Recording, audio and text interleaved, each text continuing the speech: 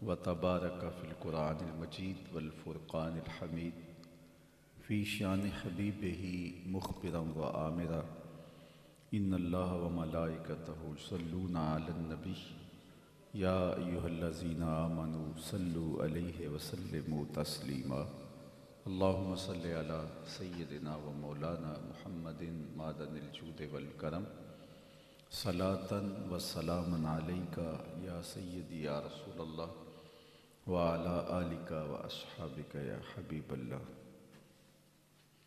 حمد و تعریف و توصیف اللہ جل مجدہ الکریم کی ذات بابرکات کے لیے جو خالق کائنات بھی ہے اور مالک شش جہات بھی۔ اللہ جل وعلا کی حمد و ثنا کے بعد رسول رحمت شفیع معظم نبی محتشم حضور ختمی المرتبت صلی اللہ علیہ وآلہ وسلم کے حضور ناز میں اپنی عقیدتوں، ارادتوں اور محبتوں کا خراج پیش کرنے کے بعد واجب الاحترام ذوی الاحتشام عالی مرتبت علماء کرام، حضرات سامعین، السلام علیکم ورحمۃ اللہ وبرکاتہ۔ اس کی آواز تھوڑی کم کر دیں، شور زیادہ ہے۔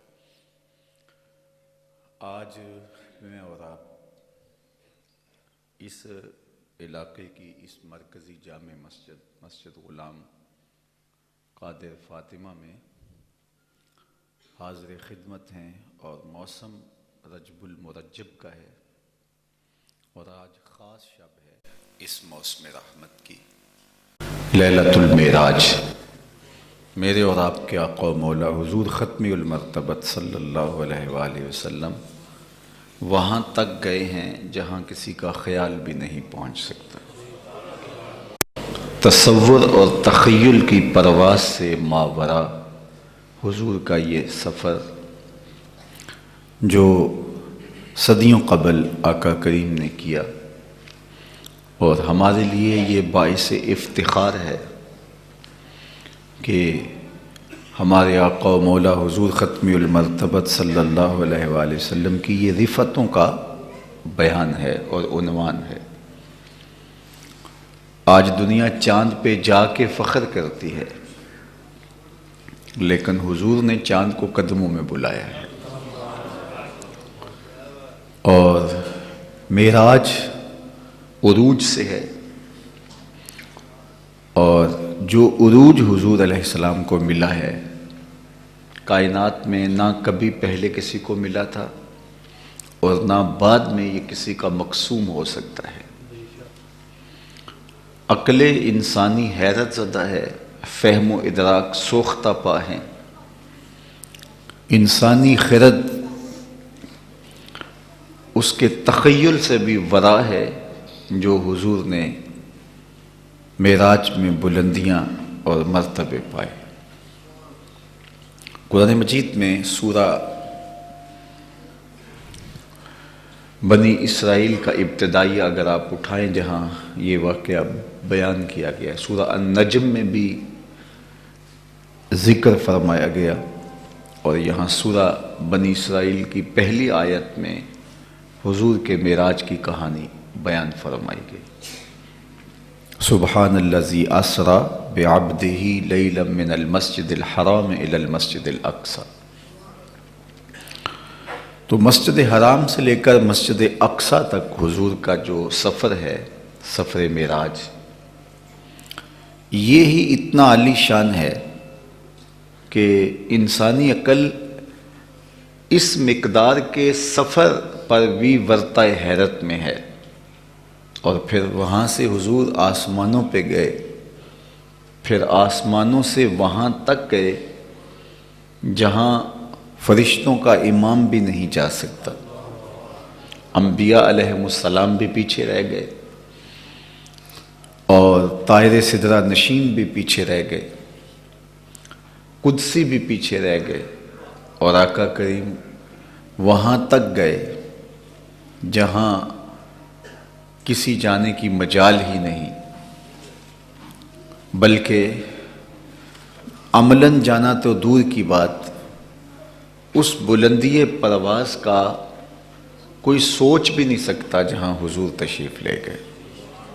میرے امام نے کہا خرد سے کہہ دو کہ سر جھکا دے، گماں سے گزرے گزرنے والے، یا خود پڑے ہیں جہت کو لالے، کوئی کیا بتائے کدھر گئے تھے، سراغ عین و متا کہاں تھا، نشان کیف و الا کہاں تھا، نہ کوئی ساتھی نہ کوئی راہی، نہ سنگ منزل نہ مرحلے تھے، کمان امکان کے جھوٹے نکتوں، تم اول آخر کے پھیر میں ہو، محیط کی چال سے پوچھو کدھر سے آئے کدھر گئے تھے، کوئی حد ہے ان کے عروج کی، بلغ العلا بکمالہ۔ تو انسانی حیرت ابھی تک ان عظمتوں کی کنہ تک پہنچنے سے قاصر ہے، فہم و ادراک ملائک کا بھی وہاں تک نہیں پہنچ سکتا جہاں حضور کے قدم پہنچتے ہیں۔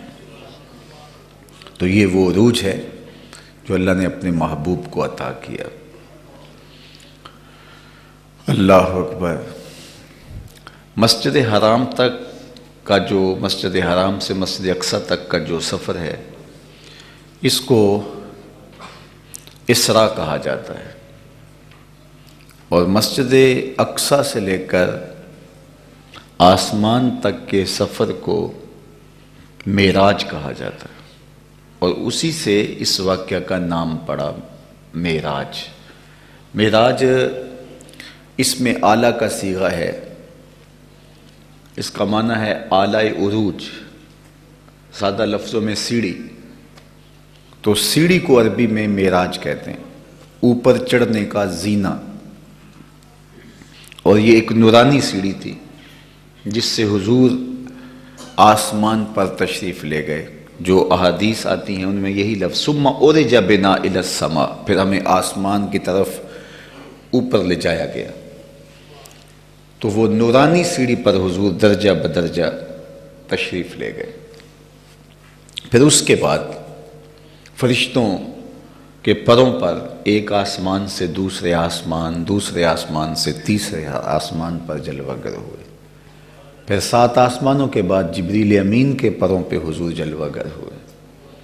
پھر سدرۃ المنتہا پر جبریل نے بھی اپنی بے بسی کا اظہار کرتے ہوئے کہا لو دنوت خطوۃ لاترکت، اگر میں ایک قدم بھی آگے بڑھوں تو جل کے راکھ ہو جاؤں گا، یہ میری منتہائے پرواز ہے۔ سدرۃ المنتہا کو سدرۃ المنتہا کہتے ہی اس لیے ہیں کہ وہ جبریل کی، ملائک کی، فرشتوں کی منتہا ہے، اس سے آگے کسی کے جانے کے بس کی بات نہیں ہے۔ اور پھر حضور کے لیے ایک نورانی تخت لایا گیا جسے رف رف کہا گیا، وہ سبز نورانی تخت تھا جس پہ حضور تشریف فرما ہوئے۔ اور ایک وقت آیا کہ وہ رف رف بھی اپنی پرواز کھو بیٹھتا ہے، اور آقا کریم علیہ السلام حیرت کے عالم میں ہیں، سمتیں، جہتیں، اطراف، یمین و یسار، خلف و امام، فوق و تحت، سمتیں بھی نہیں ہیں۔ آواز آتی ہے کہ ادنو منی یا احمد، اے پیارے آگے بڑھیے۔ اللہ اکبر۔ تو حضور فرماتے ہیں کہ میں قدم اٹھاتا ہوں، ایک قدم، مسجد حرام سے مسجد اقصی تک، مسجد اقصی سے پہلے آسمان تک، پہلے آسمان سے 7ویں آسمان تک، 7ویں آسمان سے سدرۃ المنتہا تک، سدرۃ المنتہا سے جہاں تک رف رف لے گیا تھا۔ ان 5 مراحل میں جتنا فاصلہ طے ہوا تھا، ایک قدم میں اتنا فاصلہ طے ہو جاتا ہے۔ اور پھر آواز آتی ہے ادنو منی یا احمد، پیارے آگے بڑھیے۔ تو حضور کے قدم اٹھتے چلے جاتے ہیں، اور جتنا فاصلہ ٹوٹل پہلے طے ہو چکا ہوا ہے، ایک قدم میں اتنا فاصلہ طے ہوتا ہے۔ بڑا محمد کری ہو احمد، قریب آ سرور ممجد، نثار جاؤں وہ کیا ندا تھی، وہ کیا سما تھا، وہ کیا مزے تھے۔ اٹھے جو کسرے دنا کے پردے، کوئی خبر دے تو کیا خبر دے، یہاں تو جا ہی نہیں دوئی کی، یہ نہ کہہ کہ وہ نہ تھے ارے تھے، کمان امکان کے جھوٹے نکتوں، تم اول آخر کے پھیرے میں ہو، محیط کی چال سے پوچھو کدھر سے آئے کدھر گئے تھے، کوئی حد ہے ان کے عروج کی، بلغ العلا بکمال۔ عقل انسانی نے تو مسجد حرام سے مسجد اقصی تک کے سفر کا بھی انکار کر دیا۔ وہ کہتے ہیں یہ سمجھ میں نہیں آتا، کیسے ہو سکتا ہے ایک جسم صعود کر جائے، مادی وجود پرواز کرے، پھر وہ کرۂ خلا سے گزرے، کرۂ زمہریر سے گزرے، کرۂ نار سے گزرے، آسمانوں میں خرق و التیام ممکن نہیں، پھٹتے ٹوٹتے نہیں، دروازے نہیں۔ یہ قدیم فلاسفہ یہ کہتے رہے، تو لہٰذا کس طرح ممکن ہے؟ تو ہو نہیں سکتا۔ لیکن دور موجود میں جدید فلاسفہ نے، جدید دور کے لوگوں نے یہ راز تشت ازبام کیا کہ خلا سے آگے جایا جا سکتا ہے، کرۂ زمہریر کو عبور کیا جا سکتا ہے۔ اپالو 11 کے ذریعے چاند پر جانے کا دعویٰ سامنے آیا، مریخ کے سفر کی تیاریاں شروع ہوئیں، تو یہ جتنا فلسفہ تراشا گیا تھا یہ تو ڈھیر ہو گیا۔ اور دوسری بات، ہم اس وقت بھی کہتے تھے کہ جس میں کثیف کا جانا محال آپ مانتے ہیں اور اس پر دلائل دیتے ہیں اور اس پر ہم بات کر سکتے ہیں، لیکن دو لفظی بات یہ ہے کہ میرے حضور کا جسم کثیف نہیں ہے، میرے حضور کا جسم لطیف ہے۔ تو لطافت کے لیے یہ کوئی رکاوٹیں نہیں ہیں۔ اللہ اکبر۔ میری اور آپ کی باڈی میں، ہمارے جسم میں صرف 2 آنکھیں نور ہیں، پورا جسم ہمارا نور نہیں ہے، صرف 2 آنکھیں نور ہیں۔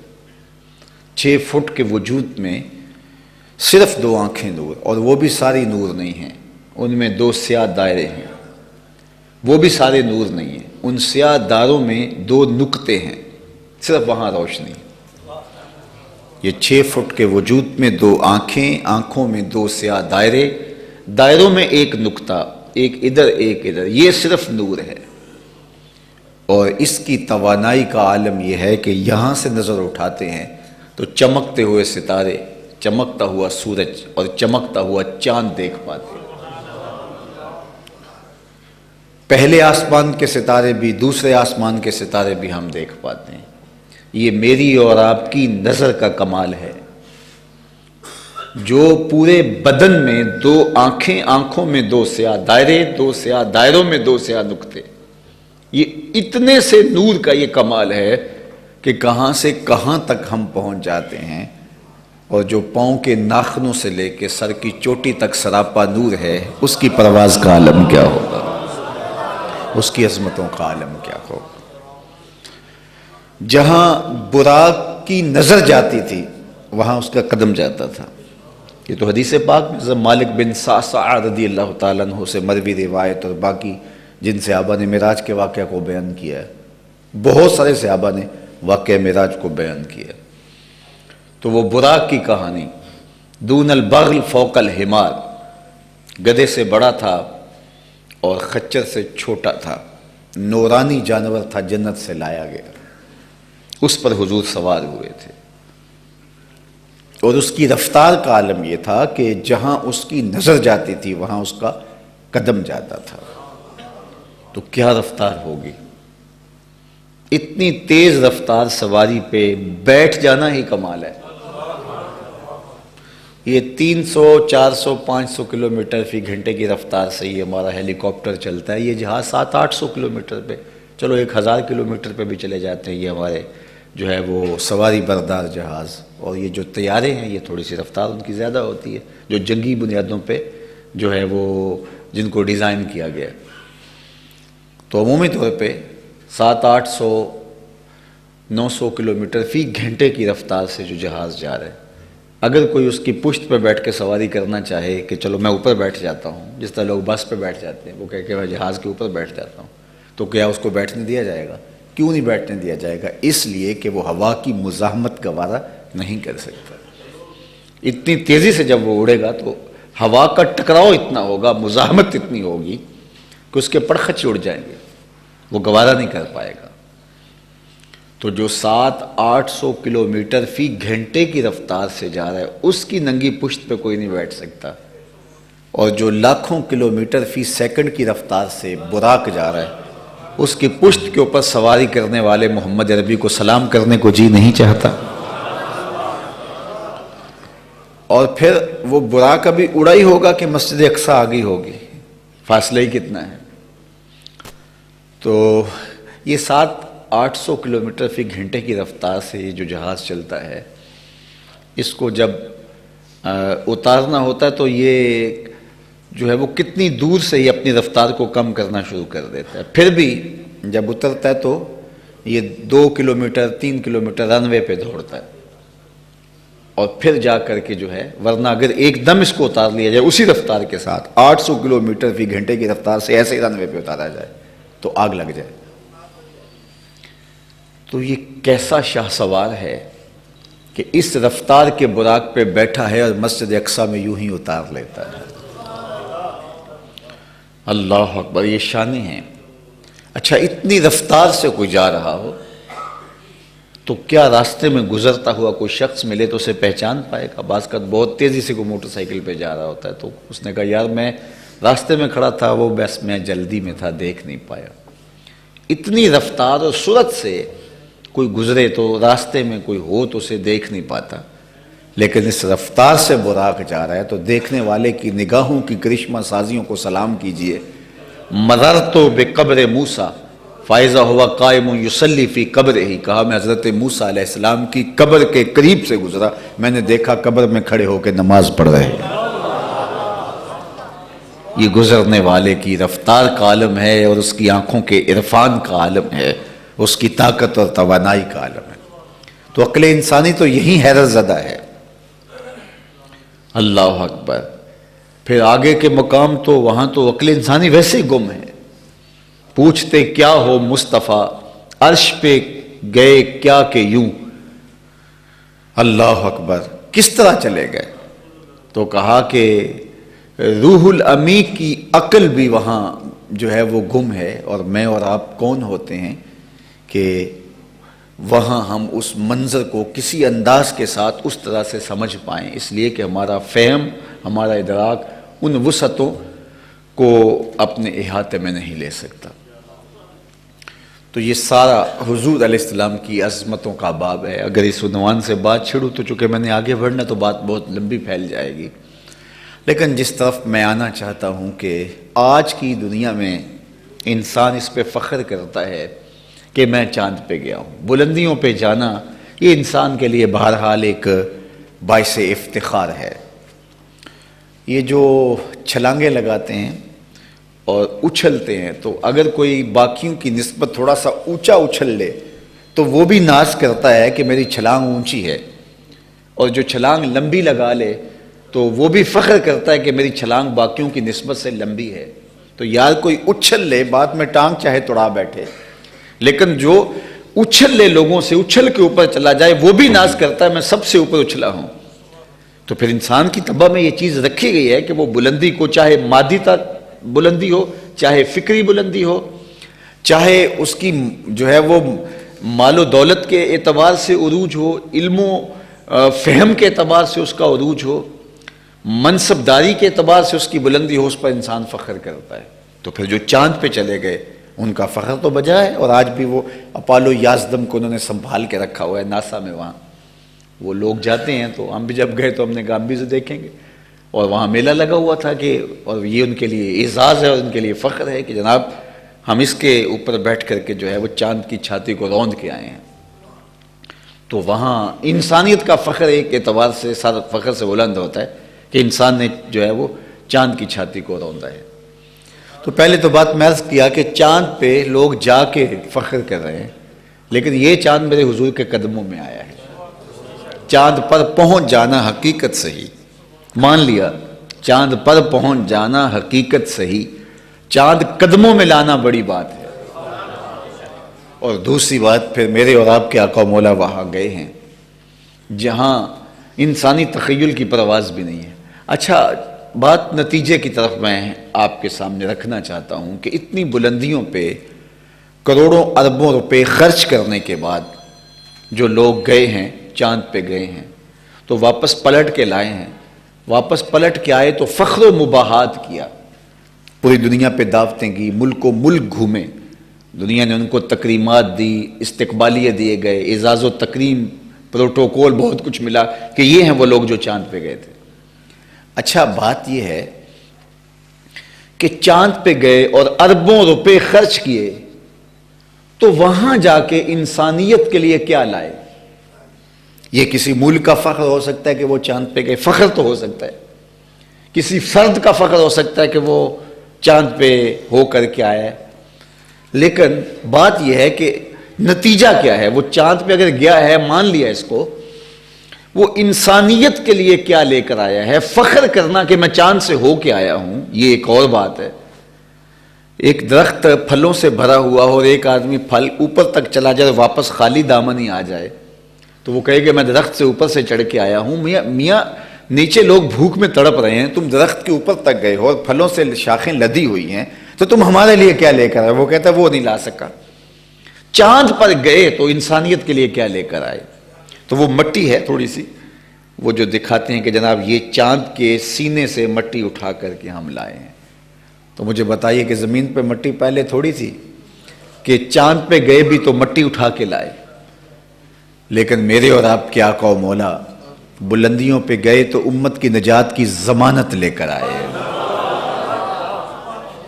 امت کے لیے رب سے ملاقات اور بندگی کا سلیقہ لے کر آئے، 50 نمازوں کی شکل کے اندر۔ یہ تحفہ ہے معراج کا۔ اللہ اکبر۔ سورۃ الفاتحہ، اس کو سبع مثانی اس لیے کہتے ہیں، یہ آیتیں 2 مرتبہ نازل ہوئی ہیں۔ ایک مرتبہ جب حضور گئے تو اس وقت یہ آیتیں لے کر آئے۔ عرش الہی کے نیچے ایک خزانہ خاص ہے، وہاں سے حضور کو تحفے ملے۔ خاص طور پہ بندے کے لیے سب سے بڑا اعزاز بندگی ہے، اور بندگی کا عملی ظہور نماز سے ہوتا ہے، اور وہ 50 نمازوں کا تحفہ انسانیت کے لیے حضور لے کر کے آئے۔ اللہ اکبر۔ یہ اس کا عملی ظہور تھا جو آج ہم 5 نمازوں کی شکل میں ادا کرتے ہیں۔ اور وہ بھی جب واپس آئے تو حضرت موسیٰ علیہ السلام سے ملاقات ہوئی تو انہوں نے کہا کہ میں بنی اسرائیل کا تجربہ رکھتا ہوں، امتوں کے مزاج کیا ہوتے ہیں، میں ایک تجربے میں وقت گزارا ہے، تو آپ کی امت 50 نمازیں نہیں پڑھ سکے گی، تو اللہ کی بارگاہ میں کی درخواست کیجیے۔ تو حضور علیہ السلام پھر واپس گئے اور جا کے بارگاہ حضدی میں عرض گزار ہوئے تو 5 نمازوں کی رخصت ہوئی، باقی 45 رہ گئیں۔ پھر واپس آئے تو حضرت موسیٰ علیہ السلام نے کہا حضرت 45 بھی زیادہ ہیں، یہ 45 نہیں پڑھ سکیں گے۔ تو پھر دوبارہ گئے اور 5 نمازوں کی پھر رخصت ملی، اور پھر صحیح حدیث میں ہے 40 نمازیں رہ گئیں، اور پھر حضرت موسیٰ نے کہا کہ نہیں یہ 40 بھی نہیں پڑھ سکیں گے، تو وہ پھر گئے، 35 رہ گئی، الا حاضل کے آس 5 نمازیں رہ گئی۔ تو حضرت موسیٰ علیہ السلام نے کہا کہ ایک بار اور اگر چلے جاتے تو بہت اچھا ہوتا، تو فرمایا مجھے رب سے حیا آتی ہے، کہ عادت باری تعالیٰ یہی ہے کہ ہر بار جب بھی گیا ہوں 5 نمازوں کی رخصت ملی ہے، اب رہ ہی 5 گئی ہیں، تو اب اگر جاؤں گا تو وہ 5 نمازیں بھی اللہ اپنے کرم سے معاف کر دے گا، تو اب مجھے حیا آتی ہے رب سے۔ تو حضور نے امت سے توقع وابستہ کی ہے کہ یہ اتنے نکمے تو نہیں ہیں کہ 5 بھی نہ پڑھیں، تو کہا یہ 5 تو رہیں گے۔ اب ایک تو امت سے حضور کی توقع، اور دوسری بات میرے رب کا ایک ضابطہ ہے لا تبدیل لکلمات اللہ، اللہ کی باتیں تبدیل نہیں ہوتی، اللہ کے فیصلے بدلتے نہیں، اور یہاں بظاہر 9 مرتبہ بات تبدیل ہوتی دکھائی دے رہی ہے۔ قرآن ہے نا لا تبدیل لکلمات اللہ، اللہ کی باتیں تبدیل نہیں ہوتی، اور یہاں 50 سے 45 40 35 اللہ حاضل کے آس 5 رہ گئے۔ تو پھر یہ کیا ماجرا ہوا جو قرآن نے کہا کہ اللہ کی باتیں بدلتی نہیں، یہاں 9 مرتبہ تبدیلی روح پذیر ہوئی؟ تو اس کا جواب علماء نے دیا کہ اللہ نے ایک اور ضابطہ دیا، اور وہ یہ من جاء بالحسنۃ فلہ عشر امثالھا، جو ایک نیکی کرے گا اس کو 10 کا ثواب دیا جائے گا۔ تو اب اللہ کی باتیں تبدیل نہیں ہوتی. تم پڑھو گے 5 ثواب 50 کہہ دیا جائے گا، اس لیے کہ اس کی باتیں تبدیل نہیں ہوتی. تو یہ ضابطہ ہے، ایک نیکی کا ثواب 10 گنا ملتا ہے، تو 5 کو 10 سے ضرب دے تو 50 بنتی. تو پڑھو گے تم 5 لیکن ثواب پورے 50 کہہ دیا جائے گا، اس کی باتیں تبدیل نہیں ہوتی، تو تمہیں پوری 50 کا ثواب ملے گا. اب یہ 5 نمازیں رہ گئیں جو معراج کا تحفہ خاص ہے اور بندگی کے اظہار کا بہترین ذریعہ ہے.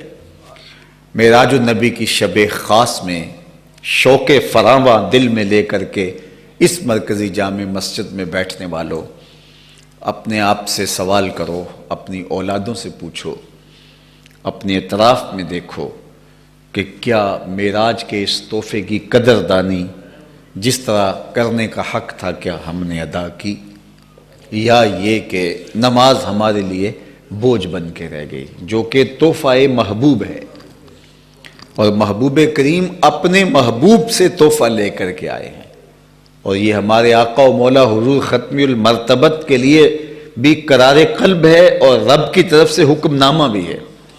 حضور علیہ السلام نے فرمایا حبب الیہ من دنیاکم ثلاث، میں تمہاری دنیا سے صرف 3 چیزیں پسند کرتا ہوں، الطیب والنساء وجعلت قرۃ عینی فی الصلاۃ، خوشبو، منکوحہ عورتیں اور میری آنکھوں کی ٹھنڈک نماز میں رکھی گئی ہے.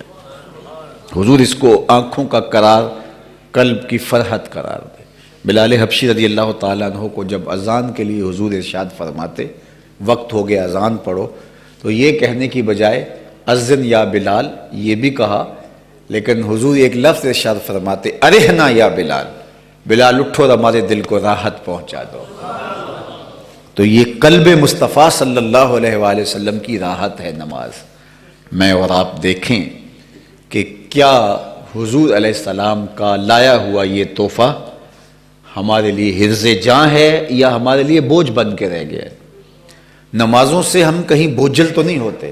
معراج کی رات حضور علیہ السلام نے کچھ لوگوں کو عذابوں میں بھی دیکھا تھا، تو ان میں سے کچھ لوگ ایسے تھے کہ جن کے سر پتھروں سے کوٹے جا رہے تھے. تو جبریل امین سے پوچھا کہ یہ کون لوگ ہیں جن کے سر پتھروں سے کوٹے جا رہے ہیں؟ تو کہا حضور یہ آپ کی امت کے وہ لوگ ہیں کہ نمازوں کی وجہ سے جن کے سر بھاری رہتے تھے، نمازیں ان پر بوجھ تھیں، اب نماز پڑھنی پڑے گی. بعض کا ماحول ایسا ہوتا ہے پڑھنی پڑ جاتی ہے، ماں باپ زور دے رہے ہوتے ہیں، ایسے ماحول میں آپ نشو و نما پا رہے ہوتے ہیں، مسجد ہمسائیگی میں ہے اور کسی ایسی مجلس میں بیٹھے سب اٹھ کر پڑھنے لگے تو ساتھ چلو مجبوراً پڑھنی پڑی. تو یہ ساری چیزیں طبیعت پر بوجھ تھیں. بطیب خاطر اور جو ہے وہ کشادہ دلی کے ساتھ، شوق اور محبت کی فراوانی کے ساتھ نماز نہیں پڑھی، بلکہ جو ہے وہ بوجھل ہو کر کے فریضہ ہے چلو ادا کرتے ہیں. تو یہ بوجھل ہو کے نماز ادا کرنا، تو قیامت کے دن صورت دکھائی گئی کہ ان کے سر پتھروں کے ساتھ کوٹے چلے جا رہے ہیں. تو میں اور آپ دیکھیں کہ ہماری زندگی کے اندر نماز کے حوالے سے کوتاہی موجود تو نہیں ہے، اور اگر موجود ہے تو ہم توبہ کر کے اپنے دل کا زنگ اتاریں اور سچے دل سے شوق فراواں کے ساتھ نماز کو حرز جاں بنا لیں. جب ہم نماز پڑھتے ہیں تو رب کی بندگی تو ہے ہی ہے، رسول کریم صلی اللہ علیہ وآلہ وسلم کی آنکھوں کو بھی ٹھنڈک نصیب ہوتی ہے. اللہ اکبر. اور ہمارے لیے باطن کی ستھرائی کی ضامن ہے. اور 5 گانا نماز یہ بندے کے لیے معراج ہے. الصلاۃ معراج المومنین سے لیے کہا گیا. حضور علیہ السلام کا معراج تو یہ ہے کہ حضور وہاں تک پہنچے جہاں کسی کا تصور بھی نہیں پہنچ سکتا، لیکن بندگی کا معراج کیا ہے؟ 5 گانا نماز. یہ زندگی کے اندر انسان کی روح میں، قلب میں، باطن میں اتر جائے. میں اور آپ دیکھیں کہ کیا ہماری زندگی اس نماز کے ساتھ جڑی ہے. ہم تو 100 بہانے کرتے ہیں. میرے والد گرامی سے کسی نے کہا کہ حضرت نماز پڑھنا چاہتا ہوں لیکن کیا کروں، صبح جاگ نہیں آتی. تو فرمانے لگے اگر ارادہ پکا ہو تو نیند نہیں آتی. تم کہتے ہو نا جاگ نہیں آتی، تو کہتے ہیں اگر ارادہ پکا ہو، عزم مصمم ہو تو نیند نہیں آتی. بندہ کہتا ہے کہیں نماز نہ گزر جائے، بار بار اٹھ کے ٹائم دیکھتا ہے کہیں نماز نہ گزر جائے. تو عزم مصمم ہو اور میں کہا کرتا ہوں صبح سبزی منڈی جانا ہو تو جاگ آ جاتی ہے، کچہریوں میں تاریخ آپ کے نام کی نکلی ہوئی اور جج کے سامنے پیش ہونا ہو تو جاگ آ جاتی ہے، اور بھی معاملات ہوں تو جاگ آ جاتی ہے، کیا نماز کے لیے نہیں آتی؟ تو بات یہ ہے کہ وما قدر اللہ حق کا قدر ہے، لوگوں نے اللہ کی قدر کرنے کا جو حق تھا وہ حق ادا نہیں کیا، اس لیے اس کے حضور حاضر ہونا اور 5 گانا نماز شعار زندگی بنا لینا، یہ بندوں کے حسن اور بندوں کے لیے خوبصورتی کی ضمانت ہے۔ تو یہ بہانہ بنانا جی جاگ نہیں آ رہی، کسی نے کہا جناب میں نماز اس لیے نہیں پڑھتا میرے کپڑے پاک نہیں رہتے، تو فرمانے لگے تو رب کے حضور جھکنا نہیں جانتا، تیرا لباس کیسے پاک رہ سکتا ہے؟ تو رب کے حضور جھکنا سیکھ جا، تیرا لباس بھی پاک رہے گا، تیرا من بھی پاک ہو جائے گا۔ نماز پاکیزگی دیتی ہے، یہ عفت کی ضامن ہے، اندر کی ستھرائی کرتی ہے، اندر کے زنگ اتارتی ہے۔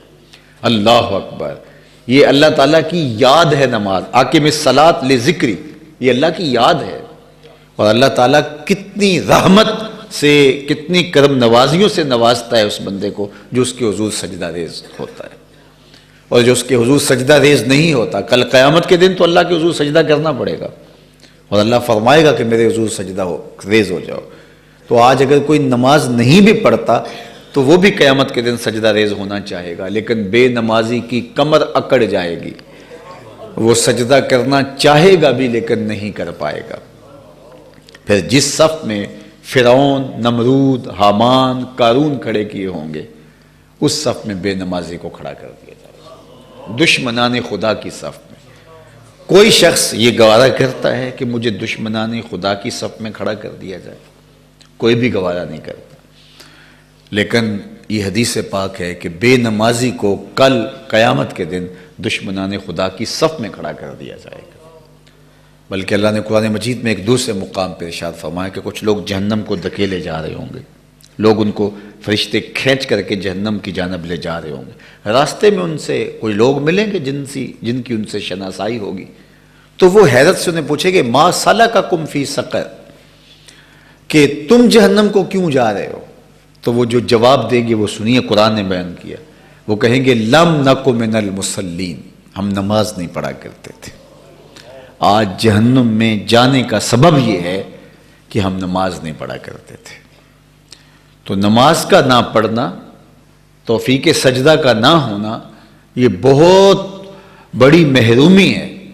تو معراج النبی کے اس موسم رحمت میں مجھے اور آپ کو اپنا ضرور جائزہ لینا چاہیے، اور اپنے ماتحت لوگ جو ہیں، اپنے تعلق والے جو لوگ ہیں، ہماری اولادیں ہیں، اگر ہم کچھ لوگوں کے ذمہ دار بنائے گئے ہیں تو ہمارے ملازمین ہیں، حتیٰ کہ ہمارے دوست احباب ہیں، ان سب کو ہم نماز کا خوگر بنائیں تاکہ قیامت کی سختیوں سے بچ سکیں۔ قیامت کے دن بندے سے سب سے پہلا سوال جو ہوگا وہ نماز کا ہی سوال ہوگا۔ تو جو سب سے پہلے پوچھے جانا ہے، سب سے پہلے جس کا ہمیں سامنا کرنا پڑے گا وہ اس سوال کا سامنا کرنا ہے۔ تو معراج کے ساتھ جڑی ہوئی ہے یہ چیز کہ ہم 5 گانا نماز جو کہ بندگی کا جمال ہے، جب کوئی بندہ پیشانی سجدے میں رکھتا ہے، اللہ اکبر، بتائیے کیا رنگ ہوتے ہیں۔ انسان کے بہترین اعضاء جو ہیں وہ سر میں ہیں، اشرف اعضاء، مثال کے طور پہ سوچنے کی قوت دماغ سر میں ہے، دیکھنے کی قوت آنکھیں سر میں ہے، سننے کی قوت کان سر میں ہے، بولنے کی قوت زبان سر پہ ہے، سر میں ہے، اسی طرح سونگنے کی قوت ناک سر میں ہے۔ تو بہترین اعضاء انسان کے جو ہے وہ سر میں ہے، اور سر مالک کے در پہ، پیشانی بھی رگڑ رہا ہے اور ماتھا اور ناک بھی رگڑ رہا ہے، اور زبان سے کیا کہہ رہا ہے؟ سبحان ربی الاعلی، اے اللہ تو سب سے اعلیٰ ہے، تیری پاکی ہے تو سب سے اعلیٰ ہے۔ اپنا عمل کیا ہے کہ اپنے اشرف اعضاء کو خاک پہ رکھ کے، زمین پہ رکھ کے، فرش پہ رکھ کے، ناک اور ماتھا رگڑ کے اپنی عجز، اپنی عاجزی کا، اپنے عجز کا اظہار کر رہا ہے کہ میرے سے جو ہے اس سے بڑھ کر کیا ہو کہ میں نے اپنی پیشانی دہلیز پہ رکھ دی۔ تو اپنے عجز کا اظہار کیا ہے کہ اس کائنات میں میرے سے نیچا کوئی نہیں، اور زبان سے کہا سبحان ربی الاعلی، مالک تیرے سے اونچا کوئی نہیں۔ تو سب سے اعلیٰ ہے. اور جب عمل اس کا یہ ہے اور قول یہ ہے کہ عملاً بتا رہا ہے کہ میں جو ہے وہ عاجز ترین ہوں، اور پھر اللہ کی الوہیت کا اقرار کرتا ہے اور اس کی الوہیت کا اقرار کرتا ہے، تو بتائیے اس کی کتنی رحمتیں بندے پر اترتی ہیں. بلکہ روایت میں آتا ہے کہ اگر بندے کو یہ پتہ چل جائے کہ سجدے میں کس قدر اس کے اوپر رحمتیں اترتی ہیں تو وہ سر ہی نہ اٹھائے، اگر اس کو یہ پتہ چلے کہ رحمتیں کتنی اتر رہی ہیں. اور ایک روایت میں آتا ہے کہ جب بندہ نماز کے لیے وضو کر کے مسجد میں آ کے کھڑے ہونے لگتا ہے تو فرشتے عرض کرتے ہیں کہ مالک یہ بندہ تیرے حضور سجدہ ریز ہونے جا رہا ہے. تو فرمایا جاتا ہے کہ یہ میرے حضور جا رہا ہے نا، تو جس طرح اس نے وضو کر کے اپنے بدن کو پاک کیا ہے، کپڑے بھی صاف پہن کے آیا ہے، تو اب میرے حضور کھڑا ہونے لگا ہے، چلو اس کے گناہ بھی اتار لو، تاکہ یہ ایک سائیڈ پہ رکھ دو گناہ، اور تاکہ یہ گناہوں کے بغیر نماز پڑھ لے. تو وہ سجدہ کرتا ہے، نماز پڑھتا ہے، اور پھر جب نماز پڑھ کے واپس جانے لگتا ہے تو فرشتے اذن طلب کرتے ہیں، مالک اب اس نے نماز پڑھ لی ہے، فارغ ہو گیا، اب وہ جو گناہ اس کے بدن سے اتار کے ایک طرف رکھے تھے کہ یہ یکسو ہو کے رب کو سجدہ کر لے، تو دوبارہ اس کے جسم کے ساتھ وہ جوڑ دے. تو فرمایا جاتا ہے اترے ہیں تو اترے ہی رہنے دو. اللہ اکبر. حضرت عثمان رضی اللہ تعالی عنہ فرماتے ہیں، یہ عثمان غنی نہیں ہے، اور سے ابھی عثمان نام کے، یہ کہتے ہیں کہ میں حضرت سلمان فارسی کے ساتھ کسی سفر میں تھا، تو راستے میں ایک درخت آیا جس کی شاخوں کے پتے زرد ہو چکے تھے خزاں کی وجہ سے. تو آج کل تو موسم بہار اتر رہا ہے اور درخت جو ہیں وہ خلط برگ و بار سے مالا مال ہو رہے ہیں، شگوفے پھوٹ رہے ہیں، کونپلیں نکل رہی ہیں. لیکن جب خزاں کا موسم آتا ہے تو درختوں کے پتے زرد ہو کے پھر معمولی ہوا سے بھی جھڑنے لگتے ہیں. تو خزاں کا موسم تھا اور درخت کے پتے زرد ہوئے تھے، تو حضرت سلمان فارسی آگے بڑھے اور ٹہنی کو پکڑ کے یوں جھٹکا دیا، تو جتنے بھی پتے تھے وہ گر گئے اور شاخ خالی ہو گئی. حضرت عثمان کہتے ہیں کہ میں حضرت سلمان فارسی کے اس عمل کو دیکھا لیکن کوئی بات نہیں کی. تو انہوں نے خود ہی مجھے کہا کہ اے عثمان، تو نے مجھے پوچھا نہیں کہ میں نے ایسا کیوں کیا ہے. تو میں نے کہا بتا دیجیے آپ نے ایسا کیوں کیا ہے. تو کہا ایک دن میں حضور علیہ السلام کے ساتھ سفر میں تھا. حضرت سلمان فارسی کہتے ہیں کہ ایک دن میں حضور علیہ السلام کے ساتھ سفر میں تھا، راستے میں ایسا ہی ایک درخت آیا جس کے پتے درد خزاں سے زرد ہو چکے تھے. تو آقا کریم نے شاخ کو پکڑا اور جھٹکا دیا اور سارے پتے گر گئے، اور میں بھی اس منظر کو دیکھ کے محظوظ ہوتا رہا اور میں نے بھی کچھ نہیں کہا. تو حضور علیہ السلام نے مجھ سے مخاطب ہو کے کہا سلمان، تو نے پوچھا نہیں کہ میں نے ایسا کیوں کیا. تو میں نے بھی کہا جی حضور آپ بتا دیجیے آپ نے ایسا کیوں کیا. تو حضور علیہ السلام نے فرمایا کہ سلمان، جس طرح میں نے اس شاخ کو پکڑ کے جھٹکا دیا ہے اور اس کے اوپر کوئی پتا باقی نہیں رہا، اس طرح بندہ جب نماز کے لیے کھڑا ہوتا ہے اس کے بدن پہ کوئی گناہ باقی نہیں رہتا. تو خوش نصیب وہ لوگ ہیں کہ جو 5 گانا نماز شعار زندگی رکھتے، اور کتنے بدبخت لوگ ہیں کہ جنہیں اللہ کے حضور سجدے کی توفیق نصیب نہیں ہوتی. وہ کہتے ہیں جی میں نہیں پڑھتا. میں کہتا ہوں تو کون آتا تو نہ پڑھنے والا؟ رب تجھے اپنی چوکھٹ پہ بلاتا ہے، تجھے توفیق سجدہ نصیب نہیں ہے. جب اللہ کسی سے ناراض ہوتا ہے تو رزق نہیں چھینتا. اللہ ناراض ہوتا ہے تو آنکھوں کی روشنی نہیں چھینتا. کسی سے ناراض ہوتا ہے تو زبان کی قوت گویائی سلب نہیں کر لیتا، ٹانگوں کو چلنے سے روکتا نہیں ہے. جب وہ ناراض ہوتا ہے عبادت اور سجدے کی توفیق چھین لیتا ہے، اور جس سے عبادت کی توفیق چھین لی گئی اس کا بہت کچھ چھین لیا گیا. تو دعا کریں کہ ہمارے دل اللہ کی معرفت کے نور سے منور رہیں اور کبھی بھی ہم محروموں میں اور اللہ کے قہر و غضب کے شکار لوگوں میں شامل نہ ہوں. بندہ کہتا ہے کہ کیا ہو گیا مجھے، لیکن اصل دولت اندر کی چھنتی ہے. تو یہ سعادت مندی ہے کہ ہم 5 گانا نماز شعار زندگی بنائیں. تو آج معراج کی شب میں جب میرے اور آپ کے آقا و مولا حضور ختم المرتبت صلی اللہ علیہ وآلہ وسلم کی عظمتوں کا بیان آپ کے سامنے علماء کر رہے ہیں، کچھ باتیں میں نے آپ کے سامنے کی، تو اس میں تحفہ خاص نماز ہے جس کو میں نے اور آپ نے حفظ جاں بنانا ہے۔ اور ہمارے ایک بزرگ فرمایا کرتے تھے کہ رات سونے سے پہلے 5 انگلیاں بھی گن لیا کرو، 5 نمازیں بھی گن لیا کرو۔ اگر 5 انگلیاں پوری ہیں تو اللہ کا شکر ادا کیا کرو، اور 5 نمازیں پوری ہیں تو پھر بھی رب کا شکر ادا کیا کرو۔ کئی کہتے ہیں بس میں 3 پڑھتا ہوں، کوئی کہتا ہے میں 2 پڑھتا ہوں۔ عجیب بات ہے بھئی، تیری مرضی کا دین ہے کہ 2 پڑھ لے، 3 پڑھ لے، 4 پڑھ لے۔ جب میرے رب نے رب ہو کر کے تیرے اوپر 5 نمازوں کو فرض کیا ہے تو تجھے ہر صورت کے اندر 5 ہی نمازیں پڑھنی ہوں گی۔ ہاں رخصت ہے، بیمار ہے تو کھڑے ہو کے نہیں پڑھ سکتا، بیٹھ کے پڑھ لے، بیٹھ کے نہیں پڑھ سکتا اشارے لیٹ کے پڑھ لے، اشارے سے پڑھ لے، وضو نہیں کر سکتا تیمم کر لے، یعنی کتنی سہولتیں ہیں۔ سفر ہو گیا تو عادی کر لے، لیکن چھٹی نہیں ہے، نہ بیمار کے لیے رخصت ہے، نہ مسافر کے لیے رخصت ہے، اور حالت جنگ میں بھی نماز کی رخصت نہیں ہے۔ جنگ لگی ہے، فائرنگ چل رہی ہے، نماز کا وقت ہو گیا ہے تو نماز وہاں بھی پڑھنی ہوگی، تو نماز کی چھٹی نہیں ہے۔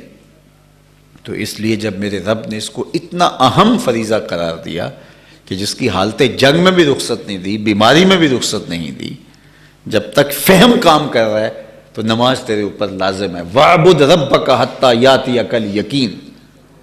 حضرت عبداللہ ابن عباس فرماتے، حضرت عطا فرماتے یقین سے مراد الموت ہے۔ تو کہا کہ اللہ کی عبادت کرتے رہو یہاں تک کہ تمہیں موت آ جائے، آخری ہچکی تک جو ہے وہ تمہارے اوپر نماز کی فرضیت باقی ہے، اور ہر صورت میں تمہیں ادا کرنا پڑے گی۔ تو اللہ تعالی ہم سب کو دین کا فہم عطا کرے، 5 گانا سجدوں کی توفیق ارزانی کرے، اور جس شوق و محبت کے ساتھ آپ تشریف لائے اس کی برکتیں اللہ آپ کی زندگی میں دے۔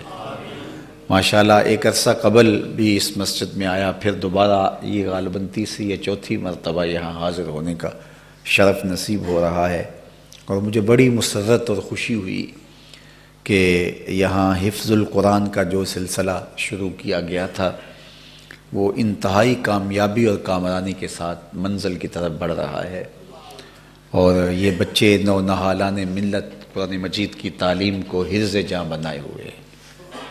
چونکہ قرآن مجید کو حفظ کرنا ہمارے اوپر جو ہے یہ فرض کفایہ ہے کہ چند لوگ بھی حفظ کر لیں، قرآن مجید کی حفاظت کا الوہی اہتمام اللہ نے یوں رکھا ہے کہ یہ سینوں میں محفوظ رہتا ہے، ورنہ دنیا کی کوئی کتاب یوں محفوظ نہیں ہے جس طرح قرآن محفوظ ہے، بلکہ دیگر آسمانی کتابیں بھی محفوظ نہیں ہیں، صرف قرآن محفوظ ہوتا ہے۔ پچھلی کتابوں کے حافظ صرف پیغمبر ہوتے تھے، پیغمبروں کے علاوہ یہ اعزاز کسی کو نہیں ملتا تھا، اسی لیے تحریف راہ آ گئی، لیکن اس قرآن کا یہ اعزاز ہے، اور اللہ نے اس امت کو یہ شان دی ہے، 7 سال کا بچہ بھی پورا قرآن سینے میں موجود پاتا ہے، تو یہ اللہ تعالیٰ کی کرم نوازی ہے۔ حضرت موسیٰ علیہ السلام پر جب الواح تورات کا نزول ہوا تو انہوں نے اللہ کی بارگاہ میں 9 سوال کیے تھے، ان میں سے ایک سوال یہ تھا، اللہم انی آجدو فی الالواح امتا اناجیلہم فی صدورہم یقرؤونہا ظاہرہ فجعلہا امتی۔ اے اللہ میں نے الواح تورات کا مطالعہ کیا ہے تو اس میں ایک امت کا ذکر ملتا ہے جن کی انجیلیں ان کے سینوں میں ہوں گی، جن کی کتاب ان کے سینوں میں محفوظ ہوگی، یقرؤونہا ظاہرہ، اور وہ بغیر دیکھے پڑھیں گے، فجعلہا امتی، مالک وہ امت میری امت بنا دے، قال تلک امت احمد، کہا یہ تو میرے پیارے احمد کی امت ہے صلی اللہ علیہ وآلہ وسلم۔ تو کتنی رونق ہوتی ہے اللہ کے گھر میں جب قرآن کی تلاوت کی آوازیں آ رہی ہوتی ہیں، روح پر وجد طاری کر دینے والی یہ آوازیں، یہ دل آویز ماحول آپ کو یہاں نصیب ہے۔ میں اراکین انجمن کو، جملہ نمازیوں کو، تمام اہل محلہ کو، ڈی سی کالونی کے سب لوگوں کو مبارکباد دیتا ہوں کہ یہ حفظ قرآن کی یہ خوبصورت درسگاہ جو یہاں قائم ہے، اللہ اس کو نسل در نسل باقی رکھے، اور اس مسجد میں قرآن مجید کا یوں چراغاں رہے، اور اپنی خاص کرم نوازیاں لمحہ لمحہ مقسوم کرے۔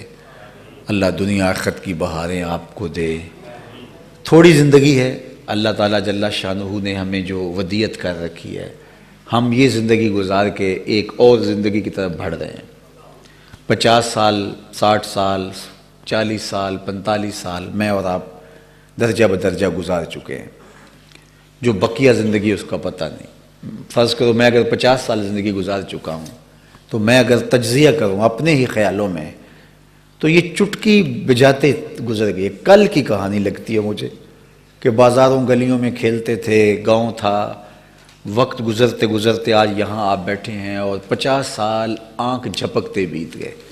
تو جب 50 سال یوں بیت گئے باقی تو پتہ ہی نہیں کتنے رہ گئے ہیں. اگر اتنے بھی ہوئے تو یوں ہی گزر جائیں گے جس طرح یہ گزرے. تو پھر غرہ کس بات پہ، غرور کس بات پہ، ناز کس بات پہ؟ اللہ جس کو توفیق دیتا ہے اس کی وہ اپنی آخرت کے لیے تیاری کرتا ہے. یہ بات ذہن میں رکھیے، آخرت کے لیے تیاری کرنے والا اللہ کی امان میں آ جاتا ہے اور اللہ اس کو توفیق دیتا ہے. ورنہ کتنے لوگ ہیں کہ وہ غفلت کی موت مر جاتے ہیں، اور آج کل تو ویسے بھی اچانک موتیں ہو رہی ہیں. تو اس لیے اپنی زندگی کو مسجد کے ساتھ جوڑو، اپنی زندگی کو اچھے لوگوں کے ساتھ جوڑو. یہ درست ہے کہ آج اچھے لوگ کم ملتے ہیں، لیکن ہیں ڈھونڈنے والوں کو مل جاتا ہے. طلب سچی ہو تو بندہ محروم نہیں رہتا. ہمارے گھر میں قرآن موجود ہے. داتا گنج بخش الحجویری علیہ رحمہ کشف الموجود میں لکھتے ہیں کہ کوئی مرشد نہ ملے، قرآن سے بڑا مرشد کون ہو سکتا ہے، اور یہ تمہارے گھر میں موجود ہے. تو اسے پکڑ لو، حفظ جاں بنا لو. روزانہ 2 رکوع قرآن مجید کے اپنی زندگی میں شامل کر لو. سویر سے لے کر کیا کیا کچھ نہیں کرتے شام تک ہم، روٹی روزی کمانے کے لیے، لوگوں کو راضی رکھنے کے لیے، شریکوں کو خوش رکھنے کے لیے، بہن بھائیوں اور دیگر کتنے لوگوں کو خوش رکھنے کے لیے کتنا وقت نہیں دیتے. کئی لوگوں کی آدھا گھنٹہ آپ کو کال سننی پڑتی ہے. آپ تنگ بھی آ چکے ہوتے ہیں لیکن اس کی دلجوئی کے لیے کر رہے ہوتے ہیں نا، کیا کچھ کر رہے ہوتے ہیں. اچھی بات ہے، اللہ قبول فرمائے. لیکن اپنا وقت آپ کہاں کہاں لگا رہے ہوتے ہیں. تو صرف دو رکوع قرآن مجید کو دینے کے لیے ہمارے پاس نہیں ہے. صرف 2 رکوع 10 منٹ لگتے ہیں. اس کو ترجمے کے ساتھ روز پڑھیں، غور کریں کہ اس میں ہمارے رب نے ہمیں کن کاموں سے روکا ہے، کن کاموں کا حکم دیا ہے. یہ آپ اپنی معمولات میں شامل کر لیں. میں آپ کو یقین دلاتا ہوں، ضمانت دیتا ہوں کہ اگر تدبر کے ساتھ اس قرآن سے آپ جڑ جائیں گے، روز کے صرف 2 رکوع بھی پڑھیں گے، میں کوئی آپ کو سالوں کی بات نہیں کہتا، چند مہینوں میں دیکھیں گے دل میں نور اترنا شروع ہو جائے گا. یہ عمل کر کے دیکھیں. ہم نے اس سے روشنی لی نہیں ہے، اس کی دہلیز پہ آ کے مانگا ہی نہیں ہے، قرآن کے سامنے جھولی پھیلائی ہی نہیں ہے. سچے دل سے اس کتاب کے آگے جھولی پھیلائیں اور اس کو کہیں کہ ہمیں خیر چاہیے اور تیرے دامن میں رب نے خیر رکھی ہے. یہ رب کا کلام ہے، رب کا کلام ہے. اللہ اکبر. فرمایا تمہارا رب سے ہم کلام ہونے کو جی چاہے تو قرآن کھول کے بیٹھ جاؤ. یہ رب سے ہم کلام ہونا ہے. علامہ اقبال علیہ رحمہ نے اپنے ایک دوست کو خط لکھا. اس خط کے اندر لکھا کہ اگر تجھے قرآن مجید کا ترجمہ، مفہوم، تفسیر سمجھ میں نہیں بھی آتی تو ناظرہ قرآن مجید پڑھتا رہا کر. اور اگلے لفظ سنیے، وہ کہتے ہیں خالی ناظرہ قرآن پڑھنے سے بھی قلب کا تعلق قلب محمد سے جڑ جاتا ہے صلی اللہ علیہ وسلم. صرف خالی ناظرہ ہی پڑھتے رہو تو دل کا تعلق حضور سے جڑ جاتا ہے، لیکن آداب کی رعایت کے ساتھ، اس یقین کے ساتھ کہ یہ میرے رب کا کلام ہے. اللہ اکبر. فرمایا یہ اللہ کی لٹکتی ہوئی رسی ہے قرآن. جب نے حدیث زندگی میں پہلی مرتبہ پڑھی تھی تو میرے اوپر ایک عجیب کیفیت طاری ہوگی تو میں بیان نہیں کر سکتا، آپ بھی سن لیجئے. فرمایا یہ قرآن اللہ کی وہ لٹکتی ہوئی رسی ہے جس کا ایک سرا تمہارے ہاتھ میں ہے، دوسرا سرا تمہارے رب کے ہاتھ میں ہے. کیسا ڈائریکٹ تعلق ہے اس قرآن کے ذریعے سے بندے اور رب کا پیدا ہوتا ہے. تو اتنا بڑا خزانہ ہمارے پاس ہو، غیر متبدل دستور ہمارے پاس ہو، ہماری دنیا اور آخرت کی ضمانت کے اصول اس کے اندر لکھیں، وہ ہمارے پاس ہو، اور ہم اپنی زندگی کو بے چین کیے رکھیں اور اپنی زندگی کو اپنی خواہشات کے سپرد کر دیں. یہ کیا ہو سکتا ہے سوائے پھر بربادی کے، اور کچھ نہیں ہو سکتا. تو آئیے ہم اس قرآن سے جڑ جائیں، اس قرآن سے اس طرح سے اپنے آپ کو جوڑ لیں کہ قرآن کے بغیر زندگی گزرنے کا تصور ہی نہ ہو. اقبال نے کہا تھا گر تو می خواہی مسلمہ زیستن نیست ممکن جز بقرآن زیستن، اگر تو مومن بن کے جینا چاہتا تو قرآن کے بغیر جی ہی نہیں سکتا. یہ تیری زندگی کا جزو لا ینفک ہے، کبھی تجھ سے جدا ہونے والا یہ تیرے سے نہیں ہے، یہ تیرے ساتھ یوں جڑا ہوا ہے، تیری زندگی میں شامل ہے یہ قرآن. اللہ اکبر. امام احمد بن حنبل کہتے ہیں کہ میں نے رب سے کہا کہ مالک مجھے اپنی محبت دے دے. اللہ نے اتنی محبت سے نوازا کہ مجھے زوال عقل کا اندیشہ ہو گیا، اتنا نوازا اپنی محبت سے. تو کہتے ہیں پھر میں نے کہا مالک مجھے اپنا قرب دے دے. تو آواز آئی میرا قرب چاہتے ہو تو قرآن پڑھا کرو، میرا قرب قرآن میں رکھا ہے. تو یہ پاکیزہ کتاب، اللہ اکبر، کتاب زندہ قرآن حکیم، حکمت اولا یزالست و قدیم. بلکہ اقبال نے آگے چل کے کہا فاش می گوئم آنکھ در دل مزمرست ای کتاب نیز چیزیں دیگرست. میں تجھے کھل کے نہ بتاؤں جو میرے سینے میں پوشیدہ، یہ کتاب نہیں ہے، یہ کوئی اور ہی شے ہے. تو اس کتاب کے ساتھ اپنے آپ کو جوڑے. تو میری گزارش یہ ہوگی ہم اب پریکٹیکل مسلمان بننا چاہیے، عملی مسلمان بننا چاہیے. صرف ہم جو ہے وہ سن کے اور گزارا کرنے پہ، جو آج کل جتنی ہم تقریریں سن رہے ہیں سوشل میڈیا پہ، الیکٹرانک میڈیا پہ، جگہ جگہ جلسے ہو رہے ہیں، ماضی میں تو اتنے نہیں ہوتے تھے. تو ہم نے اپنے آپ کو بس سننے تک محدود رکھا ہوا ہے، جبکہ دین عمل کا نام ہے. ایک بندہ صبح جاتا ہے ڈاکٹر کے پاس، نسخہ لکھواتا ہے، لا کے دراز میں رکھ دیتا ہے.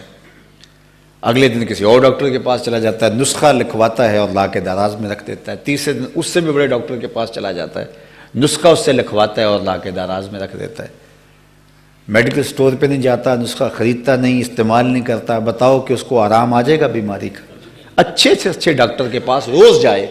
کبھی اس ڈاکٹر کے پاس جا رہا ہے، سویرے صبح سے اپنی فائلیں پکڑی ہیں، ٹیسٹ پکڑے ہیں، کبھی اس ڈاکٹر کے پاس، کبھی اس ڈاکٹر کے پاس، کبھی اس ہاسپٹل میں. میاں کیا مسئلہ ہے آپ کو؟ جی میں بیمار ہوں اور میں جو ہے وہ ڈاکٹر کے پاس جا رہا ہوں. تو آرام کیوں نہیں آ رہا؟ کہ بس ایک کے پاس جاتا ہوں، دوسرے دن دوسرے کے پاس جاتا ہوں، تیسرے دن تیسرے کے پاس جاتا ہوں، چوتھے دن چوتھے، آرام بھی نہیں آ رہا. تو بندہ پریشان ہو جائے گا، اس کو آرام کیوں نہیں آ رہا؟ تو کسی بھلے آدمی نے پوچھ لیا، جو ڈاکٹر دوائی لکھ کے دیتا ہے وہ کھاتے بھی ہو؟ کہا نہیں کھاتا نہیں ہوں، وہ لا کے فائل میں لگا دیتا ہوں. تو کہا 100 سال بھی لگے رہو گے تو روگ ختم نہیں ہوگے، بیماریاں ختم نہیں ہوگی. ہم یہی کر رہے ہیں. جمعے کے دن بھی دوائی لے کے جاتے ہیں، ہفتے کے دن بھی دوائی لیتے ہیں، سوشل میڈیا سے بھی لیتے ہیں، الیکٹرانک میڈیا سے بھی دیتے ہیں، علماء کی صحبت میں جلسے بھی سنیں، لیکن فائلیں لا کے دراز میں رکھ رہے ہیں. کبھی ان کو استعمال نہیں کیا، عمل نہیں کیا. اس لیے من کے روگ ختم کیسے ہوں؟ عمل کرنا ہم جب سیکھیں گے، اپنے رویوں میں تبدیلی لائیں گے. یہ قرآن ایسی تھیوری ہے، اس کا پریکٹیکل کر کے دیکھے، ہو ہی نہیں سکتا وہ نتیجہ نہ ہے جو قرآن نے بتایا ہے، ممکن ہی نہیں ہے. لیکن ہم نے اس قرآن کے ساتھ اپنے آپ کو جوڑا ہی نہیں ہے. ہم اس کو کتاب ثواب سمجھ لیا، حالانکہ یہ کتاب ہدایت تھی.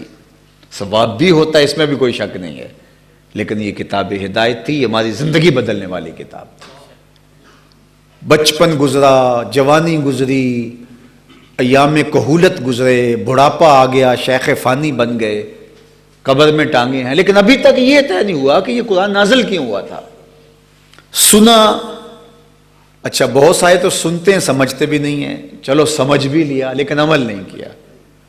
تو داراز میں دیکھو کہ اچھے اچھے ڈاکٹرز کے نسخے، اس کی تھپیاں لگی ہوئی ہیں، فائلوں پہ فائلیں پڑی ہیں، لیکن دوائی کبھی ایک کی بھی نہیں کھائی. لیکن اگر کوئی حکیم صاحب کی بھی پڑیا لے لیں، لیکن لے صحیح باقاعدگی کے ساتھ اور پرہیز بھی ساتھ کریں، تو ہو سکتا ہے کہ روگ اس سے بھی چلا جائے. لیکن جو ماہر ہے، پورے ٹیسٹ کر کے جس نے بتایا، کہ تشخیص کر کے بتایا کہ تیری بیماری یہ ہے، پھر تدبیر کی، اس کا علاج یہ ہے، پھر عمل کرتا، پھر آرام نہ آتا، دینا تو پھر بھی اللہ نے ہے، لیکن پھر شکوہ تجھے کرتا. تو میرے رب نے قرآن میں انسانی امراض کی تشخیص بھی کی ہے، اس کا علاج بھی کیا ہے. یہ ہو ہی نہیں سکتا. جس قرآن کو میرے رب نے شفا کہا ہے، یہ سینوں کی شفا ہے. تمہارے اندر کے روگ ختم ہو جائیں اگر قرآن کے ساتھ جڑ جائیں. تو آئیے اس قرآن کے ساتھ اپنی زندگی کو جوڑ لیں، اور آج کی شب معراج کے موقع پر ہم یہ عزم کر کے یہاں سے اٹھے. اللہ دنیا آخرت کی برکتیں آپ سب کو دے. آپ کے گھروں میں واپس جانے سے پہلے میری مائیں بہنیں بیٹیاں بھی اگر موجود ہیں ان کے بھی اور آپ کے بھی گھروں میں جانے سے قبل بارگاہ عزت میں دعا ہے اللہ جل شانہ اس مجلس کی برکتیں آپ کے جانے سے پہلے آپ کے گھروں میں بھیج دے، اور ہمیں مجلس کی برکتیں کیسے محسوس ہوں گی کہ واقعی ہمیں نصیب ہو گئی ہیں؟ تو ہمارے اندر عمل کا شوق اگر پیدا ہو گیا تو پھر ٹھیک ہے کہ ہم نے جو سنا اس پر ایک شوق پیدا ہوا۔ اللہ دنیا آخرت کی بہاریں دے، کار ما آخر شدو آخر زما کار نشد، مشت خاک ما غبارے کوچائے یار نشد، و آخر دعوانا ان الحمدللہ رب العالمین۔ تو السلام کے شاہ اس کا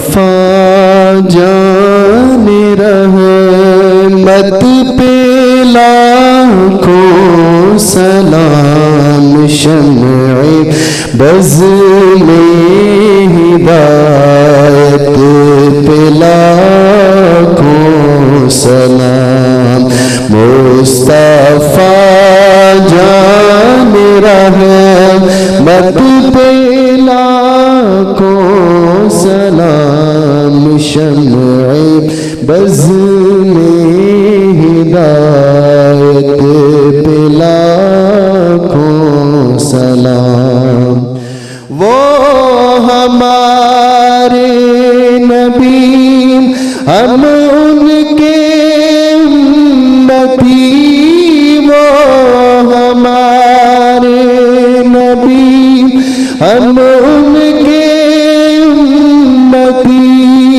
امتی، تیری قسمت پہ لاکھوں سلام، مصطفیٰ جان رحمت پہ لاکھوں سلام، شمع بز میں ہدایت پہ۔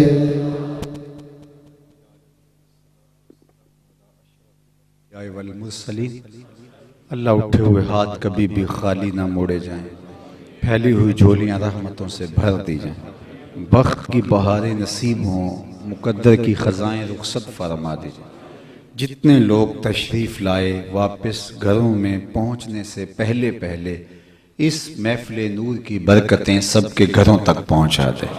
اللہ ہمارے من ستھرے کر دے، خیالوں کو پاکیزگیاں، سوچوں کو عفتیں عطا کر دے، باطن کو خیر عطا کر دے۔ اللہ اس مسجد کو قیامت تک آباد رکھنا، اس کی رونقیں سلامت رکھنا، اس مسجد سے جڑے ہوئے جملہ نمازیوں کو، اراکین انجمن کو، اہل محلہ کو اس کی برکتوں سے مالا مال فرما۔ تو کریم ہے، ہم تیرے عاجز بندے، شب معراج کی ان مبارک گھڑیوں میں جس رات کے دامن میں تو نے اپنے محبوب علیہ السلام کو ان بلندیوں سے نوازا جو کسی اور کا مقصود نہیں، اللہ امت مسلمہ کو کھویا ہوا وقار عطا کر دے، امت مسلمہ کو آبرو بھری اور عزت بھری زندگی سے نواز دے۔ اللہ جتنے لوگ ہیں سب کو خیر دے، بیماروں کو شفائے کاملہ، صحت عاجلہ نصیب فرما۔ اللہ بے اولادوں کی گودیاں اولاد سے ہری کر دے، دکھیوں کے دکھ دور کر دے، مقروضوں کے قرض سے نجات انہیں نصیب فرما دے۔ جو دعائیں التجائیں ہمارے لبوں پہ ہیں، جتنے لوگ موجود ہیں ان کے نہا خانہ قلوب میں ہیں، اللہ وہ دعائیں قبول فرما۔ ہم سب کے جملہ فوت شدگان کے لیے اتنے لوگوں کی آمین کے ساتھ دعا ہے، اللہ ان کی مغفرت فرما دے۔